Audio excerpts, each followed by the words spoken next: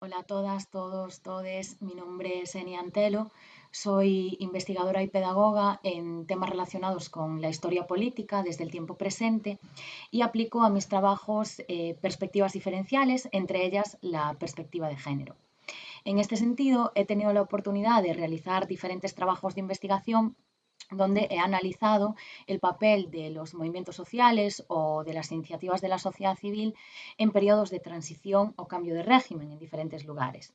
Y en el área de investigación me he centrado especialmente en la etapa de la transición española a la democracia y el papel del movimiento feminista. Les cuento esto para presentarme un poco y también para aterrizar el contenido de esta sesión en un espacio que vuelve la mirada hacia las mujeres en el franquismo y en la transición, hacia las violencias y la represión, pero también hacia las movilizaciones y hacia las resistencias.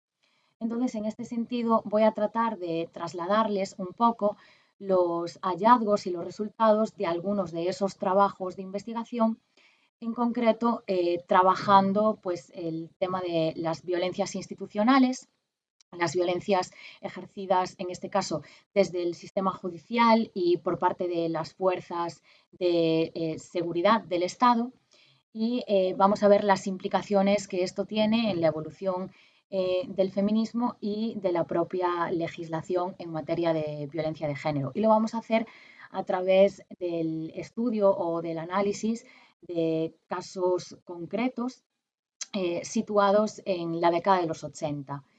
Importante decir en este punto que hay una amplitud cronológica a la hora de trabajar la transición desde esta mirada de género, entendiendo que la transición en esta clave para las mujeres y para las diversidades podría ampliarse a todo el periodo de los 80, incluso a inicios de los 90, porque el momento en el que se institucionalizan las demandas o parte de las demandas del movimiento feminista es precisamente en esa década de los 80, concretamente a partir del año 83, que es cuando se crea el Instituto de la Mujer. Entonces, si hacemos esa lectura desde los avances legislativos e institucionales, podríamos alargar ese periodo, esa cronología de la transición a toda esa época, a toda esa etapa de los 80 y 90. También es importante tener en cuenta que esos estudios de caso que se van a presentar son en realidad un ejemplo de toda una serie de cuestiones que es en realidad el análisis o el estudio que se quiere hacer de fondo, que tiene que ver, por ejemplo, con los elementos movilizadores del feminismo español transitorio, con los debates internos que se generan dentro del propio movimiento eh, y con la evolución de la legislación y de las políticas públicas en materia de violencia de género. Nos vamos a parar también a analizar un poco qué es, de qué hablamos cuando hablamos de violencia institucional. Y por último, vamos a ir a esos estudios de caso concretos que en realidad lo que nos permiten es profundizar o ir a ejemplos concretos, aterrizando pues, todas estas cuestiones que hemos visto anteriormente. El objetivo final de la sesión es comprender un poco cuál es la evolución de esos debates internos del feminismo y en qué medida la violencia de género funcionó como un elemento movilizador al interior del movimiento. Y también ver cómo, en qué medida existe una instrumentalización de las demandas del movimiento feminista, cómo desde las élites de poder político, económico, se absorbe o se rechazan estas demandas como una forma también del sistema de construirse a nivel identitario. El objetivo es entender un poco cuál es la evolución del movimiento feminista y de algunos de sus debates actuales y también ver la forma en la que las instituciones han absorbido o rechazado las demandas feministas como una parte de su construcción identitaria. Entonces, de esta manera, se construye una especie de correlación pasado-presente en la que pues se hace evidente que hay una instrumentalización de las demandas de los movimientos sociales por parte de las élites de poder político, económico, y al mismo tiempo se evidencia que la consecución de derechos para la sociedad, y en este caso para las mujeres y diversidades, no es algo que avance en línea recta. De hecho, algunos de esos derechos conquistados vuelven a ser objeto de debates bastante anacrónicos.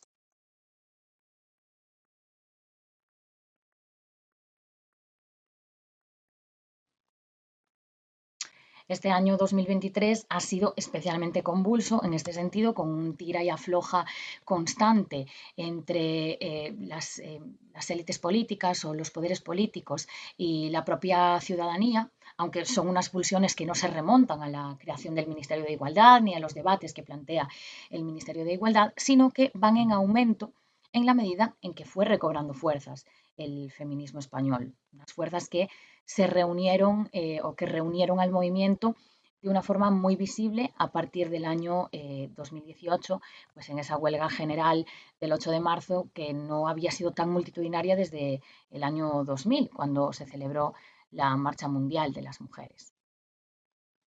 Ese 8M emblemático del 2018 pues tiene como explicación toda una serie de acontecimientos concretos relacionados con las violencias de género, como fue, por ejemplo, pues el caso de Marta del Castillo, Juana Rivas, Diana Quer o la violación de la manada, que pusieron en el centro la violencia de género. Precisamente por eso, viendo la capacidad que tiene esta problemática de la violencia de género para reunir fuerzas, para reunir a los feminismos, parece interesante pues, echar la vista atrás y observar un poco cuáles fueron las violencias institucionales y la evolución de esa situación de la violencia de género en la transición a la democracia, que funciona como un elemento movilizador. Entonces, veamos a qué nos referimos, de qué estamos hablando cuando hablamos de elementos movilizadores. Nos referiríamos a la convergencia de los diferentes factores necesarios para que sea posible y para que sea sustentable la acción colectiva.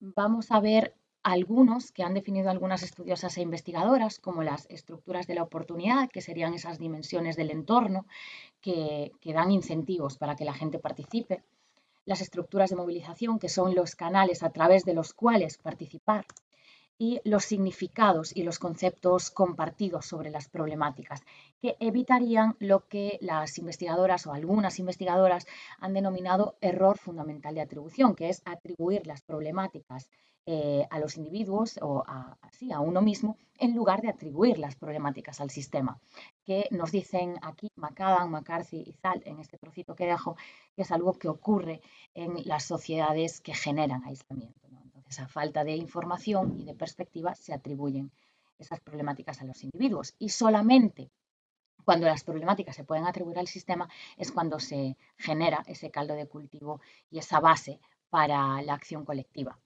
Quisiera recomendarles algunas estudiosas, más aterrizando a lo concreto.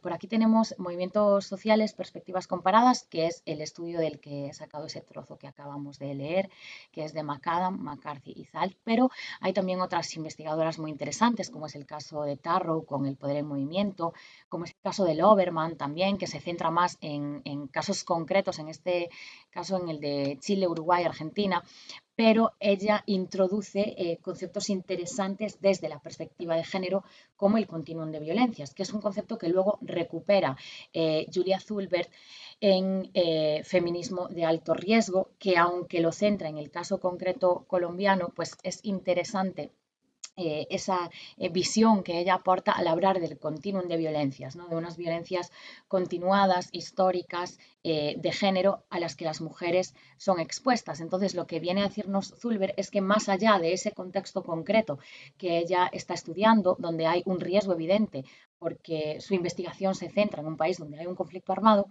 pero más allá de eso, Zulber nos dice que las mujeres, cuando se movilizan, lo hacen siempre en un contexto de un riesgo mínimo, porque existe un sistema patriarcal que las violenta de base, ¿no? Aunque, por supuesto, este concepto del continuum de violencias es aplicable a otros colectivos sociales que también se ven expuestos a esas violencias en las que se sustenta el sistema, como puede ser la violencia racista, el capacitismo, la LGTB-fobia, etc. Volviendo al tema, esa violencia institucional que reunió a las mujeres en el año 2008 implicó también la reapertura de toda una serie de debates que ya nos encontrábamos y que ya habían tenido su auge, de hecho, en la transición a la democracia. Y que en este caso ponen el punto de mira en un feminismo que es señalado por ser absorbido por el propio sistema patriarcal, que se ve obligado de alguna manera a incluir en la agenda política pues, determinados reclamos que son fuertemente apoyados, como puede ser, por ejemplo, pues todo el manejo del tema del empoderamiento, ¿no? Vendiéndose esa idea del empoderamiento o el acceso al poder vinculado al consumo o vinculado a ejercer el poder desde parámetros impuestos por el poder tradicional. Y en este sentido, ya hacia finales de los años 80, la revista Area, que es un boletín o fue un boletín del feminismo gallego vinculado con el movimiento democrático de mujeres, alertaba sobre esas estrategias del sistema. En este artículo, que criticaba la propuesta de creación de un Instituto Gallego de la Mujer, decían que a lo largo de la historia de la humanidad los sistemas que ostentan el poder optaron siempre por asimilar las luchas que suponían una grave discordancia con sus estructuras y que el pueblo asumía como propias para hacer pequeñas concesiones, dispuestos a hacer esas pequeñas concesiones antes que perderlo todo. Y aprovechaban además para meterle caña a Rosa Conde, portavoz en el gobierno en ese momento por el Partido Socialista, señalando que las mujeres debían elegir entre apoyar al capitalismo patriarcal o al feminismo revolucionario, que en realidad es una frase que recoge de forma muy efectiva la que se convirtió en la gran pugna de los feminismos de la transición, que se divide en dos grandes corrientes, digamos, ¿no? Hacia finales de los 70, durante toda la década de los 80, el feminismo español se divide entonces en estas dos corrientes, que serían el feminismo institucional o de doble militancia y el feminismo independiente. El primero defiende la necesidad de estar en las organizaciones sociales o en las organizaciones de base y al mismo tiempo, de manera complementaria, en las instituciones.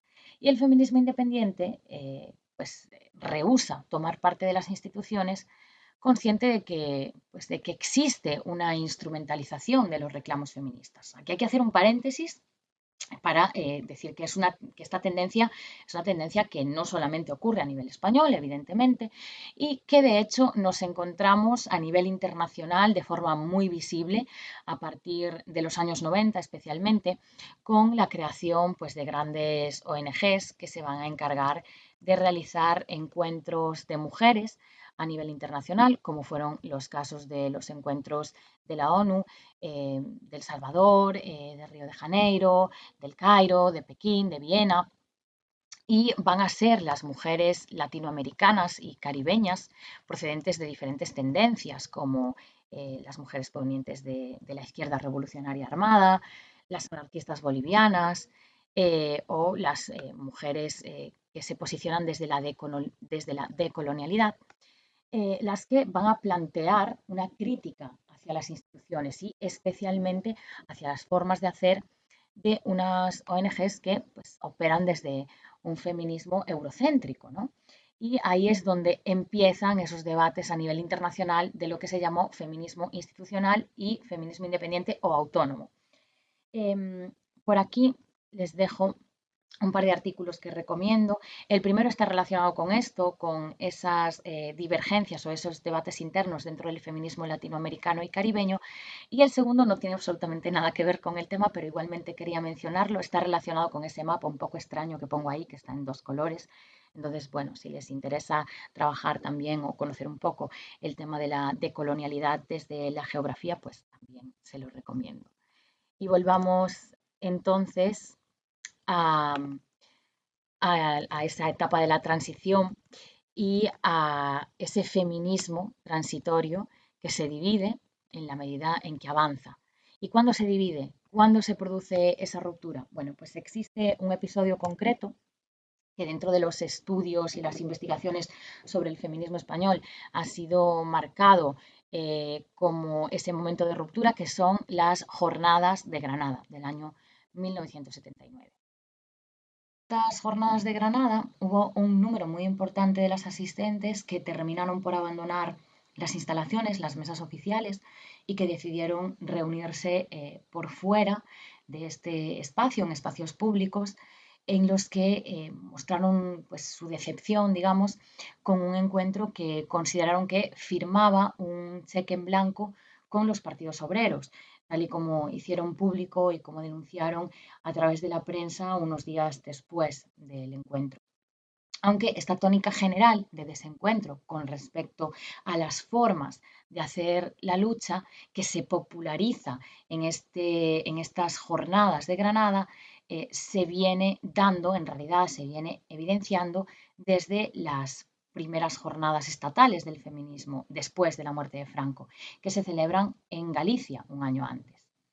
Y los temas que se debaten en Compostela nos muestran un feminismo que estaba enriqueciendo sus posturas, en la medida en que llegaban a España pues, las propuestas de teóricas como Carla Lonzi, Kate Millett o Simone de Beauvoir. Y pues estas teóricas, estas ideas, lo que hacen es ir conformando dos líneas al interior del movimiento que van más allá del feminismo independiente y el feminismo de doble militancia, y que se refieren al feminismo de la igualdad y al feminismo de la diferencia.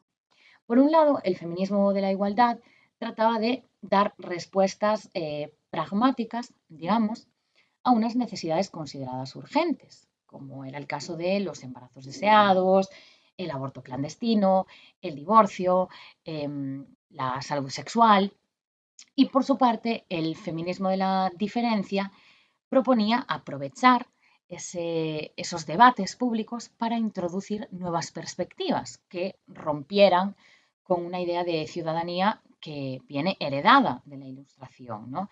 Y que tiene un carácter androcéntrico que coloca al hombre o a lo que se entiende como masculinidad en el centro y que por lo tanto es incapaz de hacer unas propuestas que se desmarquen de una idea de ciudadanía y de una idea de derecho construida por y para el género masculino. Las actas de estas jornadas, de las jornadas de Galicia, dejan constancia de esos debates. Por ejemplo, dicen que el movimiento democrático de mujeres de Madrid había planteado que no se debía hablar del aborto porque asustaba a las mujeres. Y en Barcelona, por su parte, queda constancia de que había habido a lo largo de ese año una fuerte polémica en el seno de la coordinadora entre las que querían hacer campaña solo por los anticonceptivos y las que le querían dar un marco más amplio en torno a temas como libertad sexual y demás. Y esto pues había retrasado empezar la campaña. De hecho, no habían empezado la campaña por este tema. Claro, entender pues estas ideas que introduce el movimiento democrático de mujeres implica tener presente que esta organización es una de las organizaciones feministas españolas más antiguas. Las mujeres del MDM se organizaron en la clandestinidad del franquismo vinculadas al Partido Comunista, con unas formas de operar pues, estratégicas, como por ejemplo infiltrarse en las asociaciones de amas de casa. Y esto implicaba adaptar sus discursos y sus demandas a un lenguaje que se inscribiera en la idiosincrasia, en la mentalidad tradicional, ¿no? Por lo tanto, centraban mucho sus demandas en, por ejemplo, la lucha contra la carestía de los alimentos. Por lo tanto, a la altura del 78, pues las mujeres del movimiento democrático de mujeres defendían unas posturas que eran mucho más timoratas, ¿no? Mucho más tenues. Por su parte, hablar de anticonceptivos o hablar de aborto o de divorcio sin introducir pues, en el debate cuestiones como las relaciones no normativas, para el feminismo de la diferencia implicaba resignarse a unos marcos conceptuales del patriarcado. Aunque claro, ¿estaba la sociedad española preparada para estas posturas? Sobre esto quisiera mostrarles un par de testimonios recogidos en una entrevista a Nanina Santos, que es pues, una figura de referencia para el movimiento feminista gallego de la transición, donde Nanina nos dice que una de las preocupaciones que tenían era hacerse entender cuando llevaban demandas a la calle, ¿no? Porque eran temas muy duros para esa sociedad.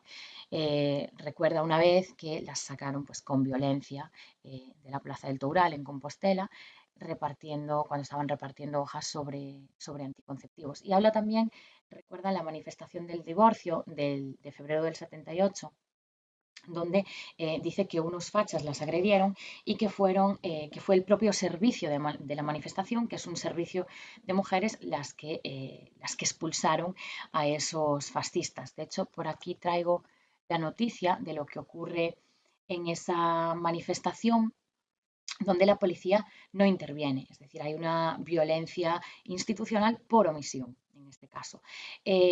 De todas formas, no es el único caso que nos encontramos. De hecho, a lo largo de este año nos encontramos con más casos de violencia institucional por acción o por omisión. Lo que ocurrió en la manifestación del divorcio de Coruña en estas mismas fechas fue, por ejemplo, que las mujeres, las manifestantes, terminaron multadas porque el gobierno consideró que estaban alterando el orden público por mostrar una bandera republicana. Y también, pues, por ejemplo, a principios de año, en Vigo, que este fue un caso muy sonado también, la policía disolvía con violencia una de las manifestaciones más multitudinarias que se dieron en este año, que fue contra la violación de dos niñas. Y es una violación que se repite en otras ocasiones en las que las protestas continúan, ¿no?, en torno al tema de las violaciones, tanto por nuevos casos de violación como por sentencias judiciales. Incluso en marzo nos encontramos el caso de varias mujeres que son detenidas en Pontevedra, llevadas a comisaría, por estar colocando pues, una mesa con libros y con folletos sobre la liberación sexual en una plaza pública. Entonces, bueno, casos de violencia institucional tenemos varios, pero antes de meternos en el análisis de estos casos, vamos a ver entonces a qué nos referimos exactamente cuando estamos hablando de violencia institucional. Respecto a esto, lo primero que debemos tener en cuenta es que los años 80 y 90 fueron para Europa un momento de teorización en torno a las violencias en general, especialmente a raíz de las investigaciones en torno a las guerras mundiales. Y el significado de la violencia empieza a analizarse desde diferentes ramas, pues con resultados muy amplios también en función de las disciplinas, de los presupuestos teóricos, de los objetivos. Y en este sentido, también la violencia de género amplía su significación social y política. Y esto ocurre gracias a la lucha de unos feminismos que logran posicionarlo como un problema social, consiguiendo pues, su introducción en el debate público. Esto es importante porque, aunque parezca evidente, hay que recordar que esos avances en materia de violencia de género no son consecuencia de los procesos llamados de modernización, sino que son una victoria de los relatos feministas. Y en esta línea de conquistas se introduce ese concepto de violencia institucional de género, que algunas estudiosas, como Encarna Bodegón, han definido de esta manera.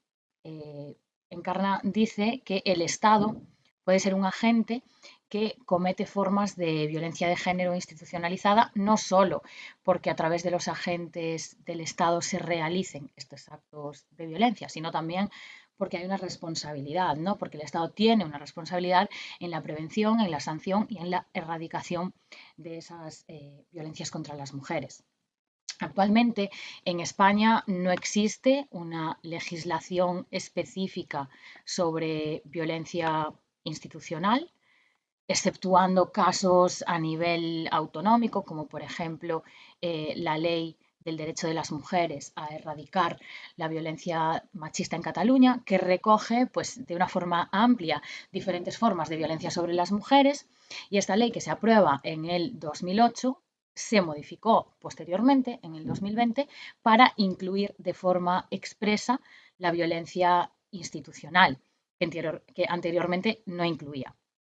No la incluía a pesar de, y no existe legislación específica sobre violencia institucional, a pesar de que los casos de violencia institucional, especialmente los perpetuados por la justicia, son tan evidentes que, que España debió responder ante la ONU este año, el pasado mes de septiembre, por esa violencia judicial sobre las madres y las infancias. Ojo con esto porque es de recalcar que esa intervención de la ONU se dirigió únicamente a este tema, a la violencia contra madres e infancias, sin incluir también la violencia contra las mujeres migrantes, a pesar de que el último informe de la CEDAW revela que hay unas particularidades en la violencia institucional, no solo machista, sino también racista, a la que se enfrentan las mujeres migrantes.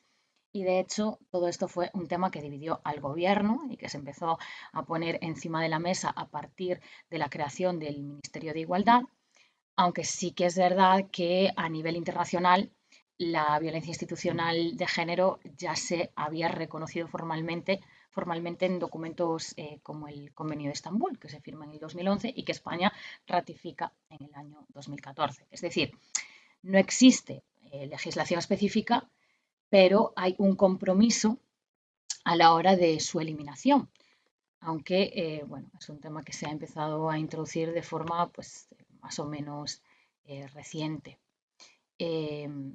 Incluso, bueno, con respecto a gobiernos anteriores, pues hubo un incumplimiento, ¿no? de ese pacto, de ese reconocimiento al Convenio de Estambul, al no incumplirse los presupuestos destinados a este tema de la violencia institucional y a la violencia de género. Por otro lado, en lo que respecta a la legislación contra la violencia de género de carácter no institucional, la mediaticidad, digamos, que acompañó determinados procesos, como sentencias de casos que ya hemos mencionado anteriormente, como el de Hanna Rivas o como el de La Manada, ayudaron a reactivar, digamos, una conciencia social en lo que respecta a la responsabilidad de los estados, de la misma forma que lo hizo pues, el asesinato de Ana Orantes hacia finales de los años 90, que fue considerada espita, digamos, en la lucha por una legislación en defensa de la mujer en materia específica de violencia. El resultado de lo que ocurre con Ana Orantes fue la Ley Integral contra la Violencia de Género del año 2004. Y esto nos lleva otra vez a esos factores explicativos de la forma en la que se cultivan y en la que se desarrollan los procesos de movilización, dejando ver la importancia de episodios concretos que en la medida en que se popularizan, digamos que desarraigan a los individuos de ese aislamiento y de esa desinformación que llevan a ese error fundamental de atribución y que en este caso se tradujo pues, en la puesta en valor de la responsabilidad estatal y de los poderes públicos en torno a la violencia ejercida contra las mujeres. Y es precisamente ese aislamiento, ¿sí?, del que hablan las estudiosas sobre los movimientos sociales, el que nos encontramos en la sociedad franquista, el que caracteriza a la sociedad franquista, donde hay una ausencia, digamos, de cultura democrática y mucha desinformación en general con respecto a la violencia de género a nivel teórico, ¿sí? Y eso es lo que permite pues, que en la transición de alguna forma se enquiste o se enraíce esa violencia institucional, ¿no? Con unas políticas públicas además que fueron pues, insuficientes y que se vieron de alguna forma presionadas únicamente por los feminismos en momentos concretos en los que determinados casos se mediatizan. De hecho, los primeros cambios que se producen en la situación de la mujer respecto a la dictadura empiezan durante la propia dictadura, pero vinculado vinculados a intereses de la misma. Es decir, en los años 50, cuando los Estados Unidos y España establecen esos acuerdos militares y económicos y se abandona el sistema autárquico, se modifica también la situación de la mujer, pero se modifica para que la mujer tome parte del mundo laboral, ya que el propio sistema necesita de su fuerza de trabajo y de su capacidad de consumo, digamos, ¿no? Esto lo explica muy bien Aurora Morcillo en este libro Ser mujer en tiempos de Franco, y son también los argumentos que utilizaba la sección femenina de Falange cuando defendía esas modificaciones en la situación legal de la mujer.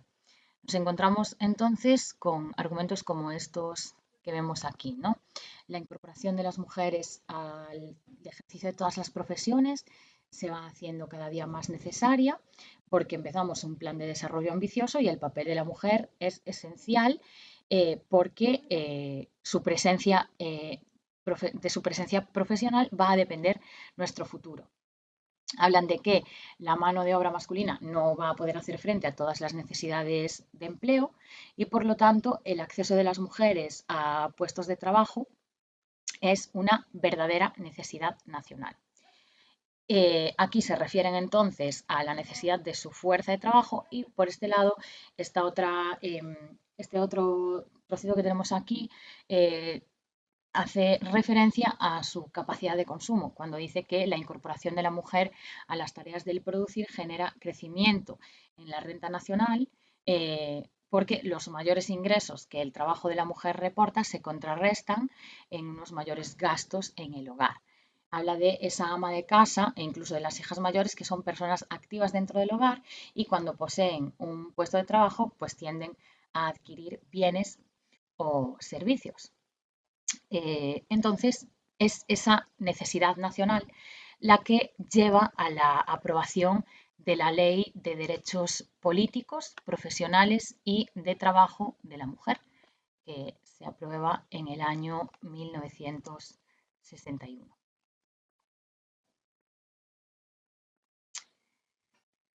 Esta ley lo que hizo fue ampliar los empleos y las carreras universitarias a las que podía acceder la mujer, aunque con restricciones, y al mismo tiempo abría la puerta, digamos, a la posibilidad de trabajar sin el consentimiento expreso del marido, aunque bueno, si éste se oponía, pues tenían que ir a juicio. O sea, la mujer realmente continúa muy subyugada al marido, continúa presente la licencia marital, que se deroga en el año 75 con la reforma del Código Civil y solo parcialmente, porque el marido finalmente seguía teniendo patria potestad sobre los hijos, capacidad para administrar los bienes de la esposa y esta situación se mantiene hasta el año 81.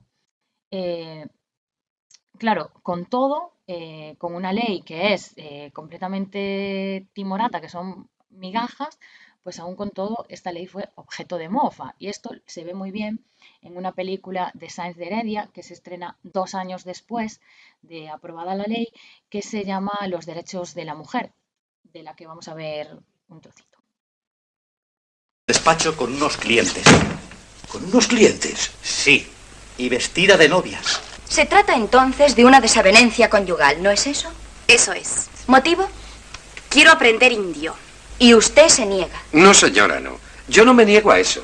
Lo único que pido es que cuando estoy trabajando no entre y me pregunte ¿a que no sabes cómo se dice pan en indio? Y a los 10 minutos vuelva y me diga ¿a que no sabes cómo se dice agua en indio? ¿Y usted no lo sabe? No. Y ella se lo aclara. Sí. No veo por qué le molesta que su mujer le pregunte cómo se dice pan en indio. Que no, ¿eh? La criada anuncia las visitas en indio. Mis hijos piden el chocolate en indio. ¿Tiene usted alguna queja especial contra la India? No. ¿Le fastidia entonces que su mujer haya tenido una iniciativa de tipo intelectual? Usted en su fondo íntimo le niega el derecho a trabajar. Dios mío, pero si lo que yo quiero es que trabaje. Si la casa está llena de trabajo. ¿Ese trabajo está cubierto a su entender? De sobra. Claro, con 2 criadas extremeñas. Con lo que sea, pero está cubierto. Oiga, suponga que le quito las criadas. Usted debe mantener la casa con arreglo a sus ingresos. Todas las cosas tienen un límite. Y ese trajín absurdo que se trae su hija, le aseguro que le va a durar muy poco. ¿Usted cree que se puede hacer esto con un hombre que es un hombre? Todos somos hombres, hasta que un día de pronto dejamos de serlo. Yo un día pedí una camisa en casa. El botón del cuello pendía de un solo hilo. 5 días después pedí una camisa. Allí estaba el botón sostenido por el hilo. Protesté, pero me la puse. En ese instante dejé de ser hombre. Pero usted podía obligar a su mujer a que le cosiera el botón. Cuando intenté hacerlo, mi mujer y mi hija me leyeron en el código los artículos 198 y 199. Los derechos de la mujer. Ve al despacho y léelos. Si cuando termines te sientes hombre, me lo dices. ¿Pero de qué tratan esos artículos? De muchas cosas. Por ejemplo, tú no eres atendido por tu esposa y te vas a un hotel. Pues la mitad de lo que ganas es para ella. Esos son sus derechos, pero también tendrán sus obligaciones. No. ¿Cómo que no? De modo que cuando la mujer no cumple, ¿no hay nada dispuesto? Nada. Lee el código de arriba abajo. Está mal, ¿no? Es la ley. Pero puede estar mal, ¿no? Te insisto que es la ley. Pues con ley o sin ella yo no estoy dispuesto a que esto siga así. Y no seguirá. ¿Y qué vas a hacer? Ser hombre, no dejar de serlo. Si ella tiene derecho a ser abogado, yo tengo la obligación de ser hombre y no voy a dejar de serlo. Antes deja ella su carrera. María José. Ajá. Vamos, hombre, no digas tonterías. ¿Cree que voy a esperar a que se me caiga un botón dentro de 5 años? No, señor. El mal hay que atajarlo cuando nace. Y como ha nacido hoy, hoy hay que empezar. ¿Qué vas a hacer? Empezar la batalla. Ahora lo va usted a ver. Ah, no. Yo qué he de verlo. Es tu mujer y juega como te convenga. Pero yo ni te aconsejo que la armes, ni quiero verte morder el polvo. No sabes todavía con quién te has casado. Ya te lo advertí muy noblemente. Ya veremos antes de 5 días quién ha mordido el polvo. Y en este punto no deja lugar a dudas. Usted tiene que... Perdonen. ¿Me haces el favor un momento? Pero... Que hagas el favor de venir. Disculpe.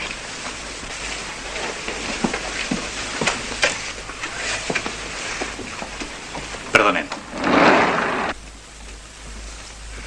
¿Qué ocurre ahora? Que no estoy dispuesto a que esto siga así. Quiero dejarlo bien sentado desde el principio. ¿Y para esto me has hecho salir? Ni para ti ni para mí hay nada más urgente. ¿Te parece lógico que estés hablando de pleitos vestida de novia? Es la primera vez que lo hago. Es la última, María José. Ni de novia ni de calle. Mientras estaba soltera, bueno que estudiases una carrera y la ejercieras. Pero ahora... ¿Pero ahora qué? Que ahora ya me tienes a mí. Que por fortuna tengo un buen empleo y un porvenir mucho mejor. Y porque tú tengas todo eso, ¿debo yo renunciar a una carrera que hice con toda ilusión? Ya estás viendo los conflictos que trae y los que traerá. Tendremos niño, María José. Y habrá que ponerle los pañales. Y tendrán el sarampión y la tosferina. Y no es lógico que yo le ponga los pañales mientras tú estás en la audiencia defendiendo delincuentes. ¡Basta ya, Juan! Nuestros niños es posible que vengan, pero mis clientes ya están ahí. ¡Espera! Estoy resuelto a que nuestra casa marche como Dios manda. Alguien tiene que ocuparse de ella con dedicación. Y si tú no quieres renunciar a tu carrera, renunciaré yo a la mía. ¡Elige! No hay elección posible, esto es estúpido. Está bien. Ya has contestado. Puedes volver con tus clientes.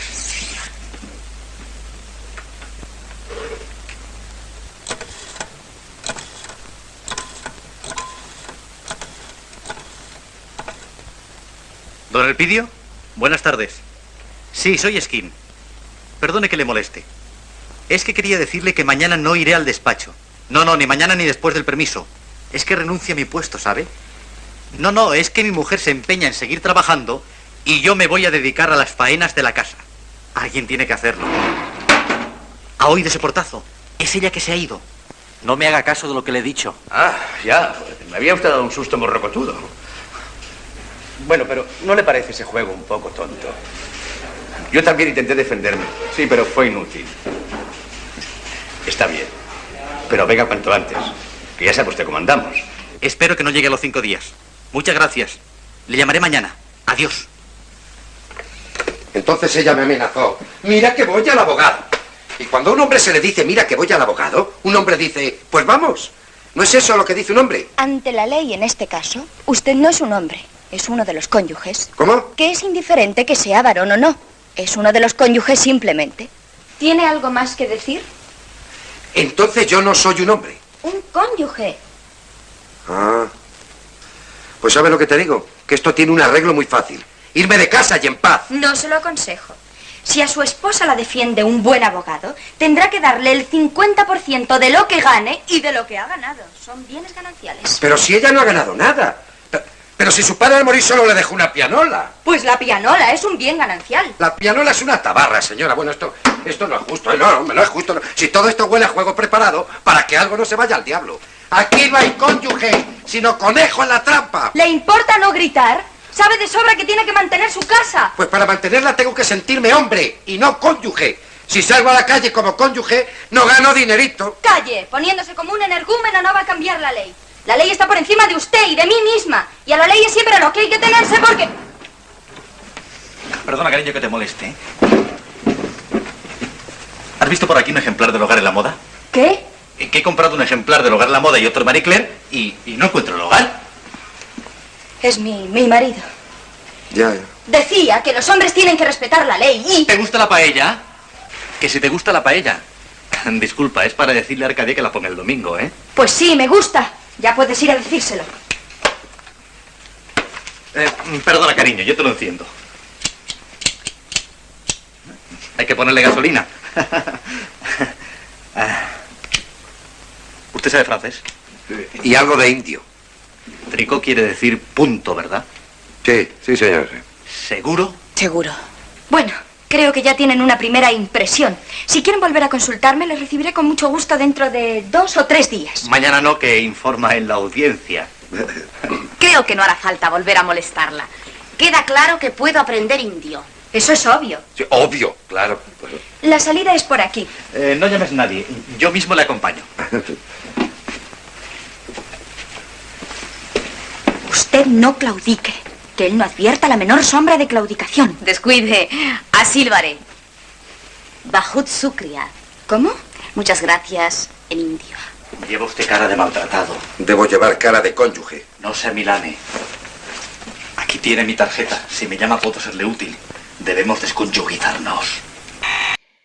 Bueno, pues en el mismo año en el que se estrena esta película, también se elimina del Código Penal el uxoricidio por causa de honor, que sería la posibilidad o el permiso que tiene el marido para asesinar a su esposa apelando a cuestiones de honor, como podía ser, por ejemplo, el adulterio, que por cierto es un delito que existió solo para las mujeres y que no se elimina hasta el año 78. Y de hecho no hubo amnistía para las mujeres procesadas por este tipo de delitos de manera anterior.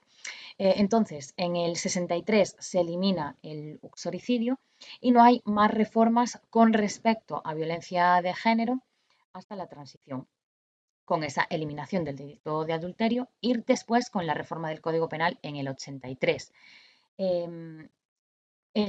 Anteriormente, en el debate de la Constitución, no llegó a introducirse el tema de la violencia de género y, de hecho, hubo posicionamientos en contra de la responsabilidad que debían asumir los poderes públicos en cuanto a la igualdad. Algunas voces como la de Antonio Carro, Fernández de la Mora, López Rodó, proponían que se eliminara ese compromiso de los poderes públicos, apelando que eso no era materia constitucional. Finalmente, ese compromiso del Estado con respecto a la consecución de la igualdad quedó en el artículo 9, en el 9.2 concretamente, que abrió la puerta a esas reformas posteriores. Esa primera reforma del 83 fue muy criticada igualmente desde el feminismo porque incluía unas reformas muy tenues, tenía un alcance muy corto y solo se orientaba a casos de violencia sexual. No contemplaba ni la violencia física ni la violencia psicológica y de hecho no se tipifica este tipo de violencia hasta el año 2004 con esa ley de violencia de género después del caso de Ana Orantes. Y esto a pesar de que el número de denuncias que nos encontramos pues es bastante alto. Por aquí recojo las denuncias tanto de carácter físico como psíquico entre el año 85 y el año 88. Respecto a la violencia sexual, pues nos encontramos con estos cambios eh, en el 1983 el Código Penal eliminaba el perdón de la ofendida y la dote que el violador debía entregar a la persona agredida en caso de que fuese viuda o soltera. Y esto se cambia por una indemnización al margen del Estado civil. Pero aparte de esto no hay modificaciones con respecto al Código Penal franquista. Se conservan términos como delitos contra la honestidad y se considera la violación solo en casos de penetración vaginal con fuerza o amenazas. Y los demás casos se definían como abusos deshonestos. Y en esos casos el perdón de la ofendida seguía vigente, igual que para los casos de estupro, que se refieren a aquellos en los que el violador es, o sea, la víctima es una menor de edad y el violador es su superior, digamos, su padre, su hermano, su tutor, un familiar, un jefe, un superior laboral. Entonces, bueno, ¿qué implica esto? Pues que se produciesen sobornos, que se produciesen coacciones a las víctimas, dejando a las mujeres de clases sociales más bajas, pues más expuestas a ser víctimas de violación. Y además, para que un violador o cualquier agresor sexual pudiese ser condenado o procesado, la denuncia la tenía que presentar la propia víctima o su representante legal, que es algo que no ocurría con otro tipo de delitos. Entonces esto implicó que muchas de las denuncias que se presentaban y muchos de los procedimientos que se iniciaron por este tipo de delitos pues no llegaran a preparación para el juicio. De hecho, según los datos de la Coordinadora Feminista Gallega, a la altura del año 89, solo el 25% de los casos denunciados llegaban a juicio. Y bueno, luego la segunda modificación del Código Penal data ya del 1990, que es cuando se plantea la eliminación del delito, del término delitos contra la honestidad y se cambia por el de abusos sexuales. Y además aparece un nuevo delito que es el acceso carnal, que incluía la violación anal y estaba menos penado que la violación vaginal. Esta era la situación a nivel penal, pero vamos a ver entonces qué ocurre a nivel de políticas públicas. Bueno, lo que nos encontramos es un gran atraso con respecto a Europa Occidental, bastante comprensible también si tenemos en cuenta que las mujeres españolas estaban logrando en 10 años derechos que en otros países habían tardado más de 40 años en conseguirse. Bueno, logrando o reconquistando, mejor dicho, porque en realidad hay derechos como el aborto o el divorcio que ya se habían logrado en la Segunda República y que se pierden con el golpe de Estado del 36. Pero bueno, de cualquier forma, esa puesta en marcha de políticas públicas que llega de forma tardía, ya entrados los años 80, llega de la mano de esa institucionalización del feminismo, con la creación del Instituto de la Mujer y quizás pueden tener también influencia pues otras cuestiones como la entrada de España en la Comunidad Económica Europea en el año 86, que de pronto puede de alguna forma hacer presión a la hora de la puesta en marcha de esas políticas. De hecho, en el año 87, un año después, se elabora el primer plan para la igualdad de oportunidades que, por supuesto, junto con el feminismo institucional y ese Instituto de la Mujer, pues fueron también muy criticados, ¿no? Desde ese feminismo independiente que vinieron a considerarlo una estrategia política del Partido Socialista. De nuevo, Nanina Santos, en este, número de la revista Andaina, que fue uno de los boletines del feminismo gallego pues más antiguos de esta etapa y también de los más duraderos, porque de hecho llega hasta la actualidad, pues Nanina Santos decía en este artículo que el instituto se situaba en una política de reformas muy nimias, ¿no? De parches, de pequeñas mejoras, aunque pues como en este tema estábamos tan poco avanzadas, ¿no? Nos encontramos en un nivel tan primario, pues cualquier cosa que se diga o se haga parecería ya el no va más, la liberación en marcha. Pero dice Nanina que lo que es demasiadísimo es que no haya centros de información sexual suficientes y que los que se estaban creando no fueran ni eso, sino que fueran centros de planificación familiar que ese propio nombre ya lo diría todo. Decía también que el instituto, pues, de alguna forma educaba a las mujeres en la conformidad y que esa era, según ellas y según la filosofía política imperante, la única forma posible.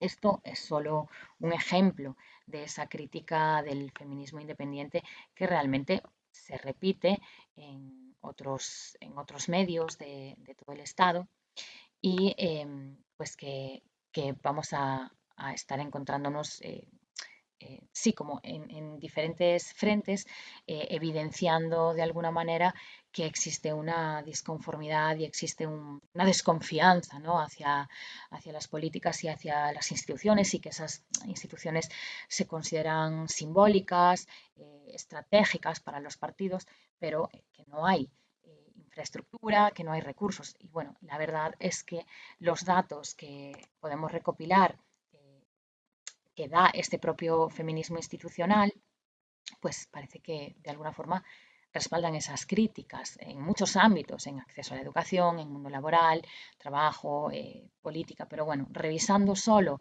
las relacionadas con violencia de género nos encontramos con cosas como esta.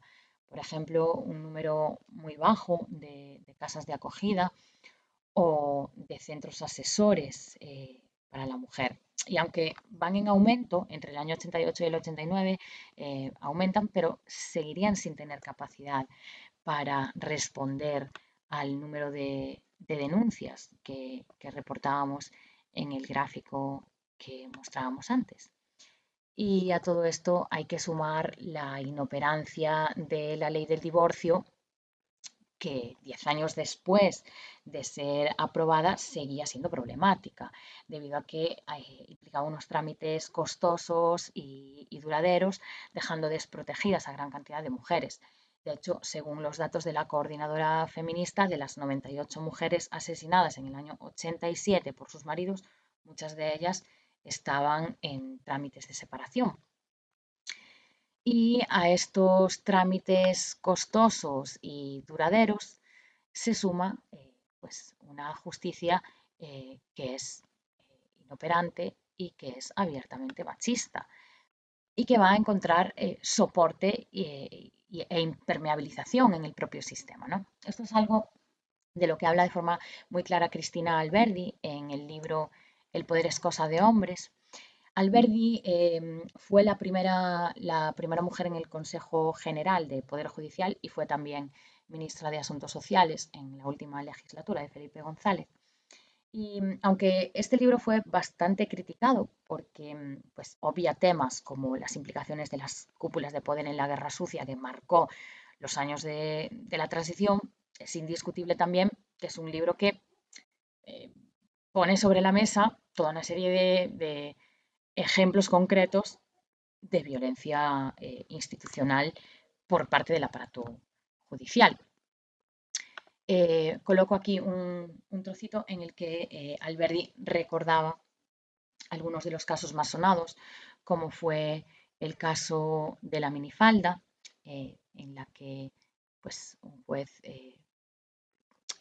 para explicar la pena tan leve que había impuesto, pues apelaba a que la víctima iba vestida con una minifalda. De ahí salió, de hecho, esa consigna que, aunque con modificaciones todavía se escucha y todavía la vemos en marchas y en manifestaciones feministas actuales, de no es la minifalda ni es el pantalón, en la mente del machista está la provocación. Y Alberdi nos habla también de la sentencia de la Audiencia Provincial de Pontevedra, que también fue una sentencia muy conocida, que implicó muchas marchas al interior del movimiento por la absolución de un caso de violación, apelando que pues, la víctima se había dispuesto a ser usada sexualmente.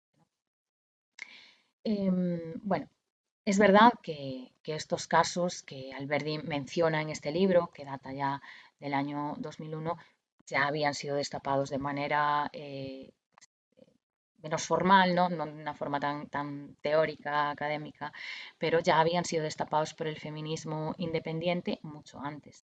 De hecho, en el momento en el que están ocurriendo, ¿no? De manera coetánea. Y para esto es fundamental revisar la prensa feminista independiente, como es el caso de Vindicación, que fue un boletín del feminismo español que no titubeó a la hora de denunciar pues, violencias sexuales ejercidas por la propia policía, por ejemplo, como es el caso de Rosario Cabrera. Otro ejemplo de prensa feminista independiente sería el del boletín Area, que también hemos mencionado anteriormente, donde hicieron un trabajo muy arduo a la hora de denunciar pues, la violencia policial o los vínculos que existen entre la violencia dirigida hacia las mujeres y la persecución a la protesta o la persecución a la izquierda armada nacionalista.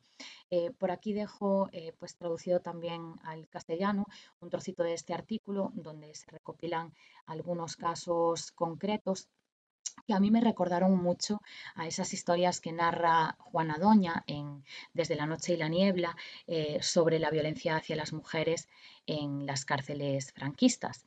Entonces, vemos también que existe una continuidad en ese uso, en esa instrumentalización de la violencia de género y esa persecución política. Y esto en los años de la transición se ve muy bien en casos como los de Jimena Alonso, Susana López o Pilar Casanova, ¿no? Que tienen vínculos familiares o vínculos románticos o sexoafectivos con hombres que son acusados de formar parte de grupos armados. En el caso de Jimena Alonso, por ejemplo, nos encontramos con testimonios como este. Y otro ejemplo sería el de la revista Andaina, que también hemos mencionado antes. Y en Andaina, además de encontrarnos pues, con un trabajo, con una implicación a la hora de denunciar casos de violación, vemos también que hay una apuesta por apoyar a las mujeres, por animarlas a denunciar, incluso se recomienda bibliografía sobre el tema.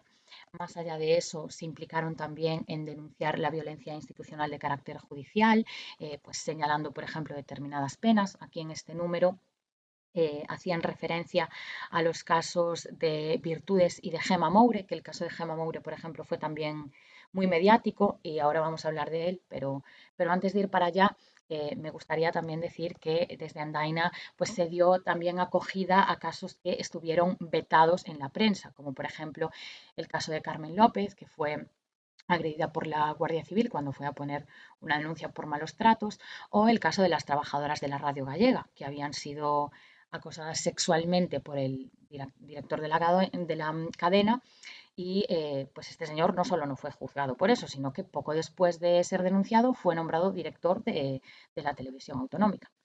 En los dos casos, tanto este como el de Carmen López, la prensa pues, nunca llegó a mencionarlos, o al menos estas menciones no se han encontrado en las revisiones que se han hecho. Y el caso que sí se cubrió fue el de Gema Moure, que como decía, fue muy mediático. Moure fue una muchacha que sufrió una violación por parte de la Policía Municipal de Santiago en el año 82. Y bueno, pues hay algunos elementos que quizás ayudan a explicar un poco el hecho de que el caso se volviera mediático, que serían, por un lado, el activismo social que acompañó al caso y, por otro lado, las pugnas políticas entre partidos. Es decir, hubo un feminismo que tuvo una capacidad de organización y de movilización fuerte que llegó incluso a irrumpir en los plenos del Consejo y del ayuntamiento, perdón, que fue algo de hecho muy sustancial para la prensa, que más que cubrir el caso de violación a veces parece que se dedicaba a criticar la acción protesta de estas feministas. Y por otro lado, hubo un posicionamiento claro de la izquierda política gallega que acusó al alcalde de la ciudad de dificultar el avance del caso. Un caso que además es otro ejemplo de violencia judicial. Recordemos cómo desde ese número de Andaina denunciaban que estos dos policías nunca habían llegado a cumplir su sentencia, que es algo parecido a lo que ocurrió años después, en el año 89, en el Juzgado de Instrucción de Barcelona, que denegó el procesamiento de un policía acusado de violación en base a no acreditarse el acceso carnal completo. En este tipo de casos sobre violencia sexual que hemos visto, lo que nos encontramos fue con un feminismo unido, más allá de esos debates internos entre la diferencia y la igualdad, la independencia y la institucionalidad, la doble militancia, y lo que se hace es unir fuerzas, ¿no? Para las denuncias, para la organización activista. Y bueno, por ejemplo, nos encontramos sí, con esa convergencia entre el feminismo independiente y el institucional. Por ejemplo, la Coordinadora Estatal de Mujeres Abogadas se implicó de manera muy fuerte en denunciar y en visibilizar la violencia institucional de género en la justicia. Y de hecho, esta fue la temática del primer encuentro, de su primer congreso, perdón, que se realizó en Barcelona en el año 87.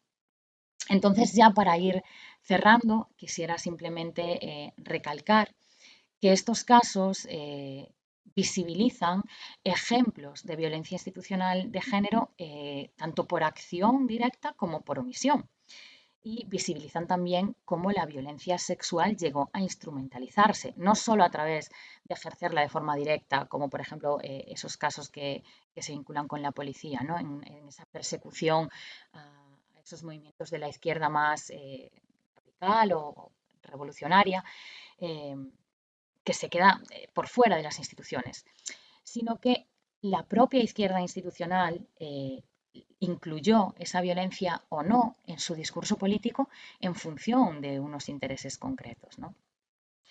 Y nada más por mi parte, agradecerles mucho su atención y agradecer también la invitación al espacio. Muchas gracias.